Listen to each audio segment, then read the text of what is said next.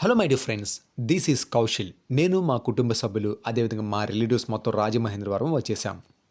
ఎందుకంటే మా మావయ్య కొత్తగా ఒక ఇల్లు కట్టుకున్నారు. ఆ ఇంటి గృహప్రవేశం కోసం అందరం వచ్చేసాం. ఇది చాలా అంటే చాలా సంతోషకరమైన విషయం. ఎందుకంటే సొంత ఇల్లు అనేది ప్రతి ఒక్కళ్ళ కల. కానీ మనం కష్టపడితే అనుకున్నది ఏదైనా జరుగుతుంది. కానీ మా మామయ్య విషయంలో ఇంకా స్పెషల్. ఒక రూ. 50తో తన జీవితం మొదలెట్టి ఈరోజు తనకంటూ ఒక గొప్ప స్థాయిలో తనను నిలబడ్డాడు. అదే విధంగా ఎంతోమందికి లేని వాళ్ళకి చిన్న చిన్న సహాయం చేస్తూ సమాజంలో ఒక మంచి పేరు కూడా సాధించాడు. ఎర్లీ మార్నింగ్ పంతులు గారు ఇంటికి వచ్చేశారు. పంతులు గారి రాంగానే పూజ అనేది కార్యక్రమం స్టార్ట్ అయిపోయింది. ముందుగా గుమ్మడికాయని అలా తిప్పి అలా బాధేసేశాడు మామయ్య. తర్వాత అత్త మామయ్య ఇద్దరు కలిసి కొబ్బరికాయల్ని కొట్టేశారు. ఆ తర్వాత అందరం ఇంట్లోకి ప్రవేశం అయ్యాం. ఇల్లయితే చాలా అంటే చాలా బాగుంది. తర్వాత ఓన్లీ హౌస్ వరకు టూర్ చేసి మన ఛానల్‌లో అప్లోడ్ చేస్తాను.